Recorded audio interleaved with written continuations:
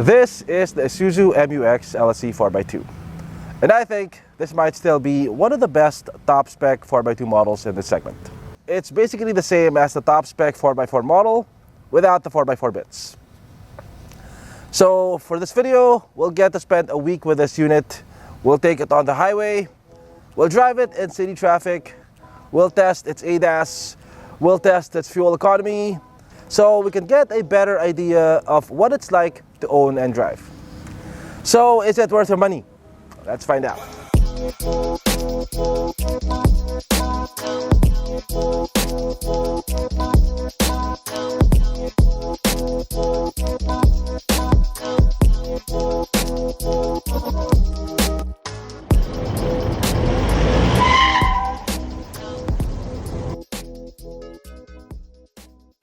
There is no brand that's quite known for making dependable diesels as Isuzu.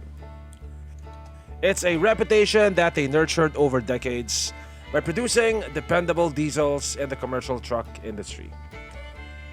Most commercial trucks in the Philippines have Isuzu engines because Isuzu is the best-selling truck brand in the Philippines for 22 years straight. That fact alone says a lot.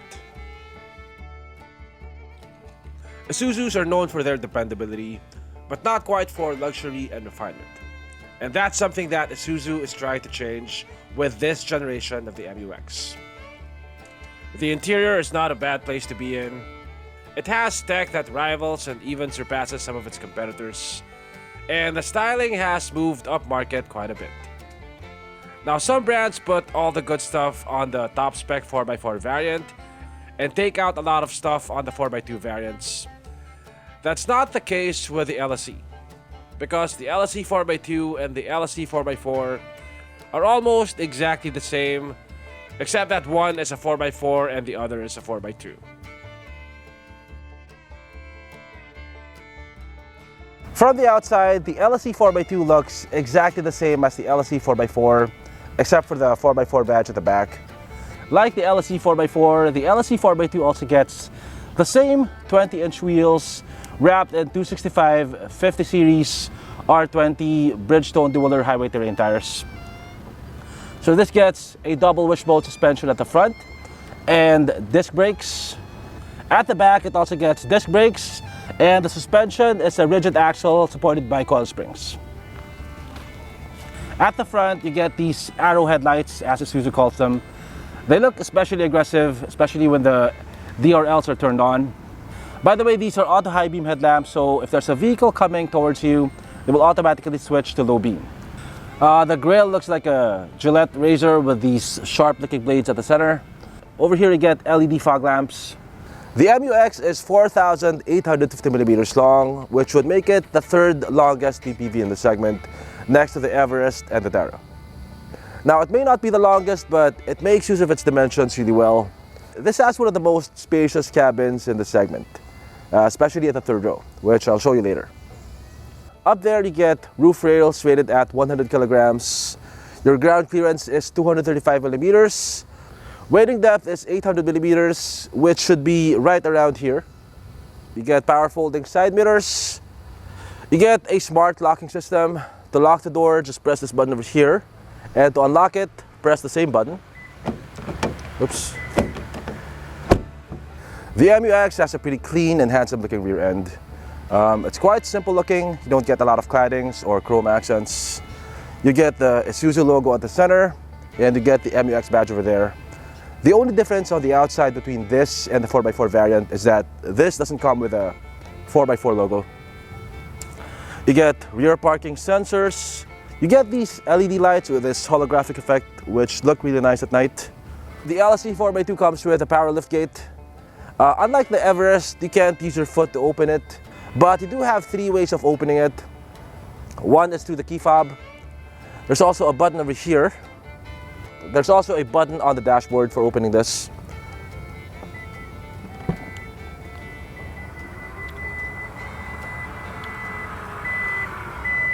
The MU-X has one of the most spacious cargo areas in this segment. So behind the third row seats, you have this much cargo space, which is enough to fit my large camera bag and a couple of loose items. If you fold the third row seats, you have this much cargo space. And if you fold the second row seats, you can fit a Wigo in here. I'm exaggerating, but yeah, you do get plenty of space. By the way, you also get a 12-volt outlet over here. The Mu-X LSE 4x2 has the same 3-liter Ford J3 engine as the 4x4 model. Now, this may be the biggest displacement engine in its class, but it's also one of the more fuel-efficient ones. Isuzu claims that this can travel 1,500 kilometers on a single tank of diesel, which we'll put to the test later. Engine output is 190 horsepower and 450 Newton meters of torque, which is not the best in the segment, but not lagging too far behind either. It's coupled to a 6-speed automatic transmission. The interior of the LSE 4x2 looks exactly the same as the 4x4, except that you don't get the 4x4 selector knob. It also looks very similar to the interior of the D-Max, although I really wish it got the brown and black interior of the D-Max. It gets a 10-inch screen. The pixel density is not class-leading, but it is quite acceptable. It comes with Apple CarPlay, Android Auto. It has a clinometer which shows you your pitch and roll angles. It doesn't get a 360 camera. You do get a reverse camera, but with no active guidelines. In terms of materials, you get a leather-wrapped steering wheel. The top of the dashboard is leather-wrapped, but the rest of it is made of hard plastic. Like, this is hard plastic over here. This is hard plastic. You do get leather-wrapped armrests and leather-wrapped door inserts. You also get this gloss gunmetal trim over here. You got dual glove boxes. You get dual zone climate control. You get plenty of piano black accents. So these over here are leather wrapped, which is a good place to rest your knee. So all the seats are covered in leather. The driver's seat is power adjustable. You get adjustable lumbar support, although the lumbar support adjustment is manual. The passenger seat is manual. You get dual zone climate control. You get one USB port over here, one 12-volt outlet. You get an electronic parking brake with auto hold. You get two cup holders over here, and also one next to each aircon vent.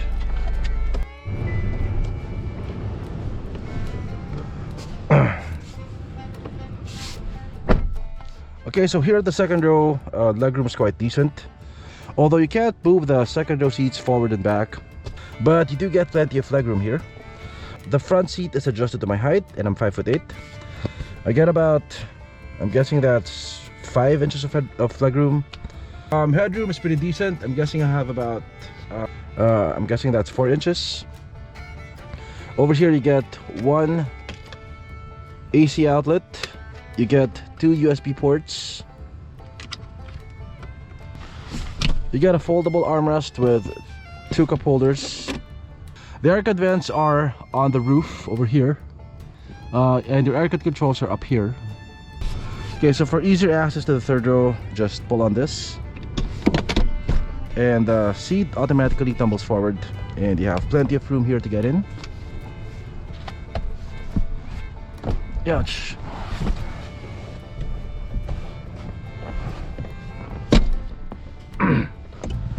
Now, like other PPVs in the segment, this really is reserved for smaller adults and kids. But compared to other PPVs, I'm pretty sure this is the most spacious. It's even more spacious than the Everest. So legroom is quite good. And the flooring is pretty low, so my seating position is quite comfortable.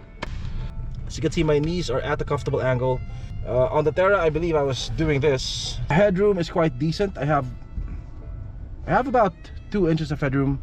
Over here you get one cup holder and some storage. Same on the other side. You don't get any 12-volt outlets or USB ports. You do get 2 aircon vents up here.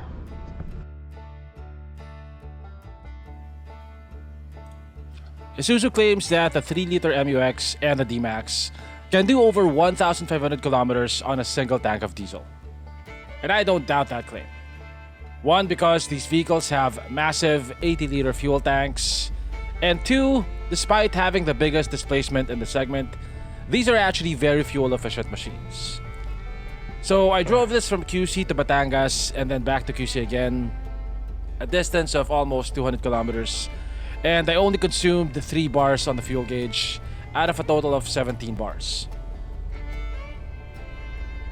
On the highway with adaptive cruise set to 85 kph, I averaged 20.5 kpl. In city traffic, I got about 10.1 kpl. Overall, I traveled 360 kilometers in the 1 week that I had the MUX, and I only consumed about 1/3 of a tank. And that's with city driving. I have no doubt that you'll do more than 1,500 kilometers on a single tank of diesel if you're just gonna travel mostly on the highway. The MUX LSE 4x2 has all of the features of the LSE 4x4 except for the 4x4 bits. So this has full ADAS, it has adaptive cruise, lane departure warning, automatic braking, blind spot warning, rear cross traffic alert. The lane departure warning of the MUX only gives you an alert. It doesn't actually steer you back into your lane. The adaptive cruise is a godsend, especially in heavy traffic like this. My feet are not doing anything right now, as you can see. The vehicle is automatically speeding up, slowing down, and coming to a complete stop on its own. In heavy traffic like this, it just makes your life a lot easier.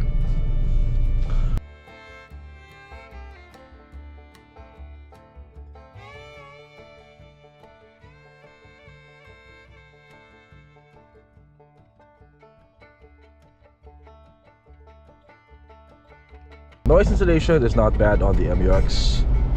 The only thing that you hear really is the engine. Once you rev above 1,500 RPM, you do hear the diesel clatter quite a bit. But yeah, in terms of wind noise and tire noise, everything's quite minimal. That is lane departure warning. If you change lanes without using your turn signal, it will sound off an alarm like that. As you can see, if I use my turn signal, there is no alarm. So is this the best top spec 4x2 variant? There's not really one answer to this question because it really depends on what you're looking for. This does not have the panoramic sunroof of the Titanium 4x2 or the 360 camera of the Terra VL 4x2. But if ADAS is important to you, then this has the advantage because the Titanium 4x2 doesn't have ADAS and the Terra doesn't have adaptive cruise control, as well as a power lift kit. The MUX offers much better ride quality than the Fortunter. I think it has the best third row seat in the segment. It has a very fuel efficient and I would assume very reliable engine. And it's also a new platform, whereas the rest, except for the Everest, are 4 to 6 years old already. If those things that I mentioned are important to you, then the MUX LSE 4x2 is one of the best top spec 4x2 variants in the segment. Isuzu has a very loyal following in the Philippines. And for those people, the Isuzu badge would be enough reason to buy this. All the other stuff are just icing on the cake.